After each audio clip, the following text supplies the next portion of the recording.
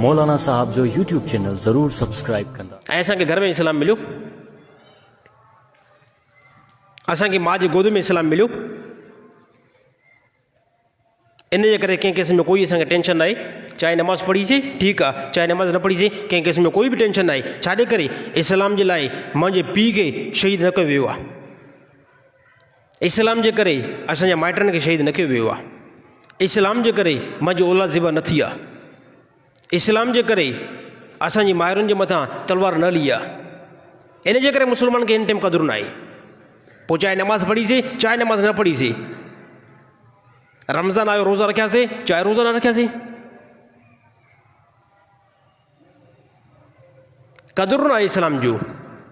हिकिड़ी शइ फ्री में मिलंदी आहे, उनजो क़दुरु न हूंदो आहे। हिकिड़ी शइ तव्हां महिनत करे कमायो,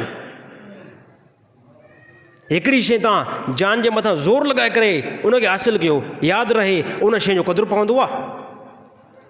ऐं इस्लाम आहे तव्हांजे घर में ऐं मुंहिंजे घर में ईअं ईज़ी आयो आहे।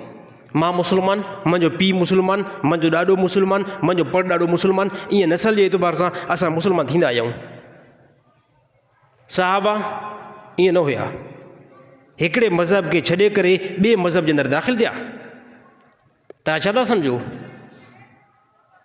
साहबा जीअं पंहिंजो मज़हब छॾियो, को आसान ॻाल्हि हुई साहबनि खे जो छॾियो, ठीकु आहे, तव्हांजे मथां कंहिं क़िस्म जो कोई बि लेबल न आहे। माइट दुश्मन थी पिया, घरवारा दुश्मन थी पिया, जंहिं टाइम साहबा रसूल जे मथां ईमान आंदो। इस्लाम जे लाइ तव्हांजी मुंहिंजी कहिड़ी क़ुर्बानी आहे? कहिड़ी इस्लाम जी असां जेको आहे मथां कोशिशि कई आहे, जिदोजहद कई आहे, कहिड़ी क़ुर्बानी इस्लाम जे मथां असांजी? इस्लाम में सभ खां पहिरियां फर्स्ट नंबर में शहादत जेकी आहे हिकु औरत जी आहे। हज़रत सुमैया रज़ी अल्लाह ताला अन्हा, हज़रत सुमैया रज़ी अल्लाह ताला अन्हा, हे औरत, हे मुसलमान थी। मुसलमान थियण खां बावजूदि काफ़रनि ज़ोर शितम ॾिनो हिन जे मथां, ऐं बार बार हर हिकु जॻह ते तकलीफ़ मिले पई। सुमैया रज़ी अल्लाह ताला अन्हा पाण खे ऐं इन जे मुड़ुसु यासिर खे ऐं इन जो पुटु अम्मार, हे टे मुस्लमान थिया। काफ़रनि छा कयो?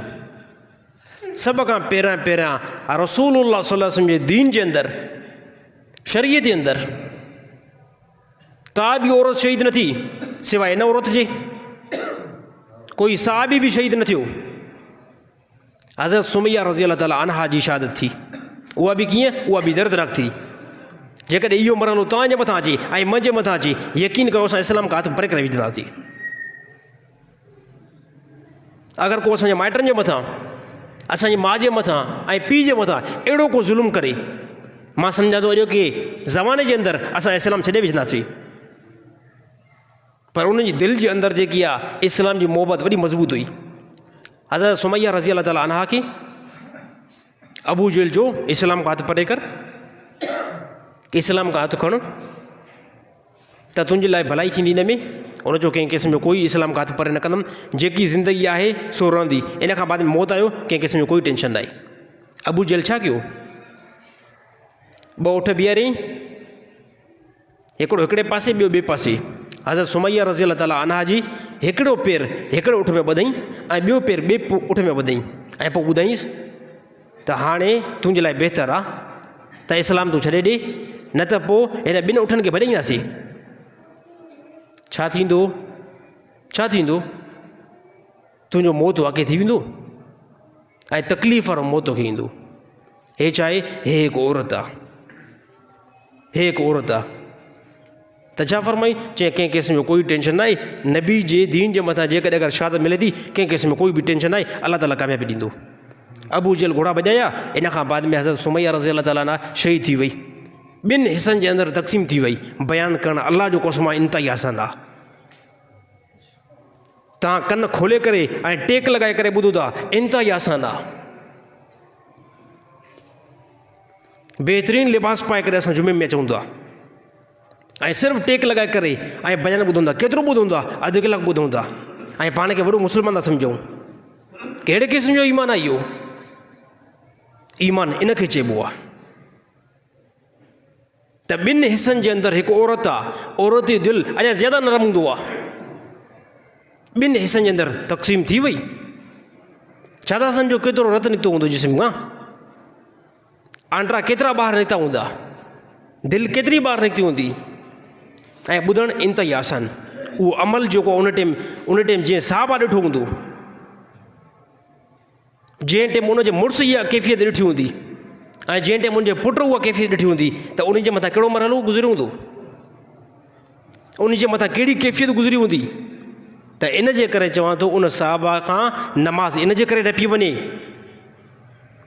उन साहबा खां रोज़ो इन जे करे न पियो वञे, उन साहबा खां अल्लाह जो कसम हज इन जे करे न पियो वञे। छाजे करे? ख़बर हुई त अबो शहीद थियो आहे इन इस्लाम जे करे, ख़बर हुई त पुटु जेको आहे इन इस्लाम जे करे शहीद थियो आहे, ख़बर हुई त वालिद साहिबु इन इस्लाम जे करे शहीद थियो आहे। इन जे करे कंहिं क़िस्म जो कोई टेंशन न कयूं। इहे बिल्कुलु न चवंदो राति जो सर्दी आहे, राति जो सर्दी आहे, नमाज़ ते मां नथो अची सघां, अंधेरी आहे, राति जो मां नमाज़ ते नथो अची सघां। इहो उज़ुर, इहो तव्हां बणायो ऐं मां उज़ुर इहो बणायोसीं। इहो उज़ुर तव्हां बणायो त रमज़ान जेको आहे गर्मी में थो अचे, असां रोज़ाना था रखी सघूं।